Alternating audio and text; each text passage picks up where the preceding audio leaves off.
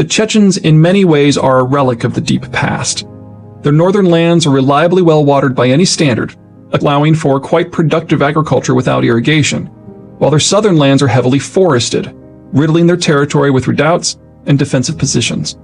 This combination has granted them some serious staying power, enabling them to resist the multitude of invasions that have boiled out of the Hordelands every generation or three, and their national history can be traced back at least until the 6th century AD. Most notably, the Chechens are one of the very few peoples to have survived the Mongol invasions, a period of their history that made them very good at guerrilla warfare. The Russians first crossed swords with them when they started their effort to conquer the Caucasus region in 1803, and did not finish their work with the Chechens until 1889. The war, or more to the point, the Chechen guerrilla campaign, was so brutal that the Russians were forced to establish a permanent military base in Chechen territory to maintain control. The place came to be called Grozny, which roughly translates to terrible place. In the years since, there have been more Chechen rebellions against Russian authority than most interested parties bother to count. With the Russian near collapse at the end of the Soviet era, the rebellions turned into outright wars.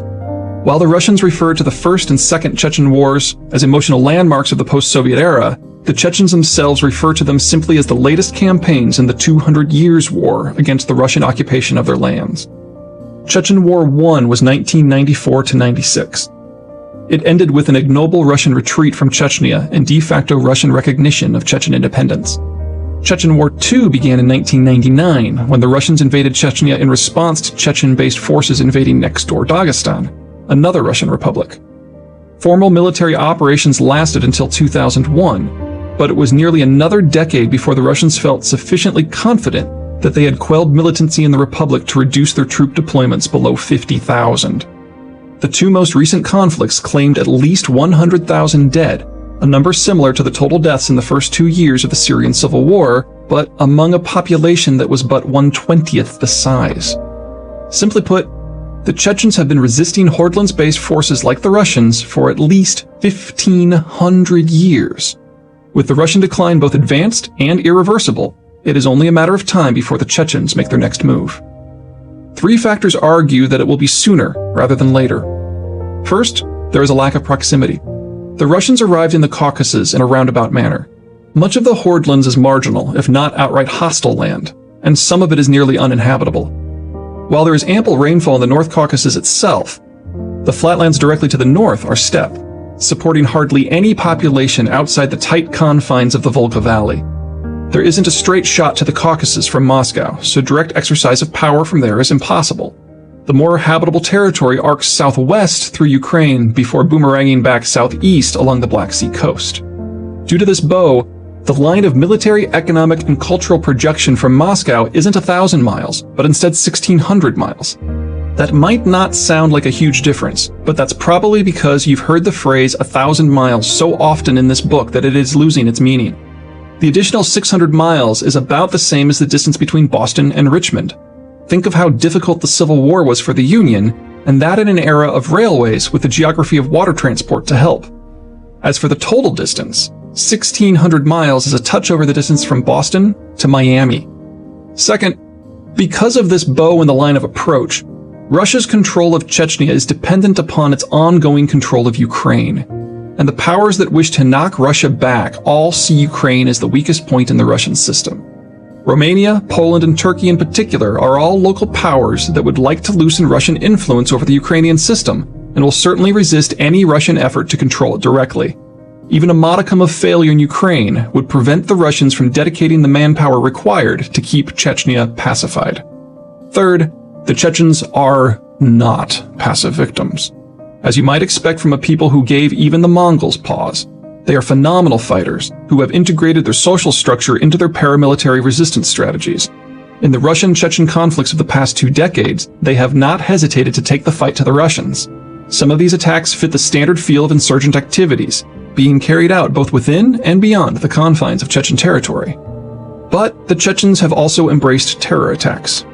In 1995, Chechen gunmen attacked the small Russian town of Budyonnovsk, taking approximately 2,000 hostages and holding them in the local hospital in a tense standoff with Russian forces that lasted 5 days. The Chechens are believed responsible for the infamous apartment block bombings of late 1999 in Moscow, Bunyansk, and Volgodonsk, which resulted in nearly 300 deaths and more than 650 casualties. In October 2002, Chechen gunmen invaded and laid siege to Moscow's Dubrovka Theater, capturing 850 hostages. In the ensuing raid by Russian forces 3 days later, all of the militants were killed, in addition to 130 of the civilian hostages. Perhaps most notorious of all was the September 2004 capture of a school in Beslan, which after 3 tragic days left almost 800 people wounded and 334 dead, including 186 school children. They have also destroyed Russian passenger jets in flight with smuggled explosives, and have bombed several Russian passenger trains. The Chechen forces are highly motivated and highly capable, and very soon they will again be battling the Russians with every one of the many tools at their command. What truly terrifies the Russians, however, is not that the next Chechen rebellion is coming, that it will likely be successful, or that it might even result in a full-scale ejection of Russians from their Caucasus anchor. It is that the rebellion will spread. In the grand scheme of things, the Chechens are a geographically concentrated people, with some 95% of them in Chechnya proper, and nearly all the rest in the neighboring republics of Dagestan and Ingushetia. Yes, there are small populations, Russian authorities tend to grimly call them cells, elsewhere, but their numbers do not raise a risk of mass upheaval. But the Chechens are not Russia's only minority, its only capable minority, or its only Muslim minority. Russia's true problem will be where its minorities cross with geographically sensitive points. Russia has one internal waterway of note, the Volga. By North American standards, it is a bit of a joke, frozen half the year, requiring a great deal of engineering to be forced to navigability, and draining into the landlocked Caspian Sea. But compared to the rest of the Hordelands, it is pretty fantastic. The Russians seem to agree. The Volga's upper tributaries bracket Moscow and are part of a web of rivers and canals the Russians use aggressively in the summer months. Every major piece of infrastructure, road, rail, and pipe, that links Siberia to European Russia crosses the Volga at some point.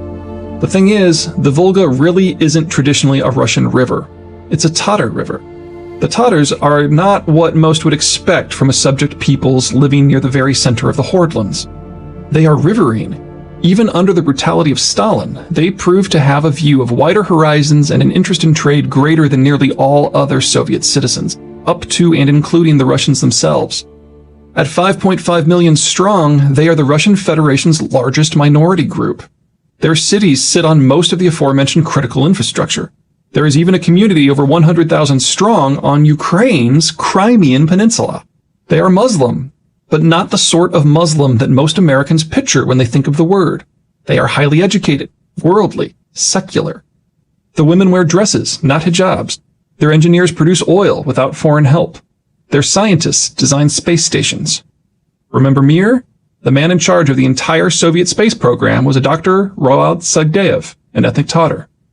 And unlike the ethnic Russians, who are in a not-so-slow demographic collapse, the Tatar population is young, healthy, and growing. Even if the Tatars never aspired to be more than a subject people, even if the Tatars did not resent Moscow, and even if the Russians did not face twilight, the Tatar rise is inevitable. And since they populate the eastern fringe of European Russia, simply a few wisps of autonomy would threaten Moscow's control over the entirety of Russia's Siberian lands, including more than 3/4 of the country's oil production. The Tatars have shown no sign of rebelling on the scale or with the tactics of the Chechens, but they have always wrested whatever autonomy they can from Moscow. As Russian rule becomes weaker and increasingly plagued by Chechen-style problems, the temptation to actively resist will rise. Moscow is right to be concerned, because while a renewed Chechen rebellion can hurt Russia, even the mildest of Tatar rebellions would kill it. In the not-so-distant future, economic dislocations and conflict, whether that conflict be irregular militancy or outright war, will become an unfortunate fact of life for most of the global population. The bright spot, perhaps the only bright spot, is that as trade and transport withers, the ability of this violence to directly impact countries far removed will wither as well. That's fantastic news if you are part of the inner circle of American friends and allies who will still be able to boast trade and security access sufficient to fully patrol their own territories. And very cold comfort indeed if you are anyone else.